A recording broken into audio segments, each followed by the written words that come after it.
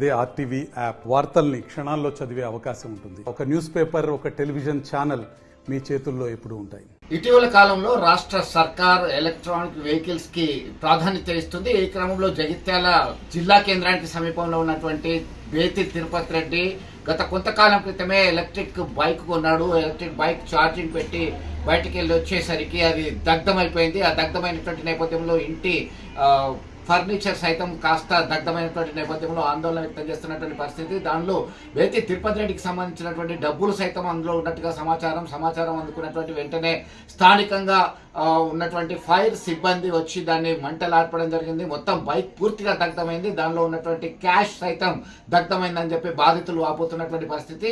Electric vehicles ఎంతవరకు సురక్షితం అనేటువంటి దాని మీద చర్చ జరుగుతున్నటువంటి నేపథ్యంలో బ్యాటరీలో ఒక్కసారిగా మంటలు అంటుకుంటాయి. మంటలు షార్ట్ సర్క్యూట్ వల్లనే అంటుకున్నాయా లేదంటే మరే ఇతర కారణమా అనేటువంటి కోణంలో చర్చ జరుగుతుంది. ఇటీవల కాలంలో ఎలక్ట్రిక్ వాహనాలు దగ్ధమైనటువంటి నేపథ్యంలో విద్యుత్ వాహనాలు కొనుగోలు చేయాలా వద్దా అనే దాని మీద అయితే ఒక అనుమానం అయితే వ్యక్తం చేస్తున్నటువంటి పరిస్థితి అయితే మనకు కనబడుతుంది.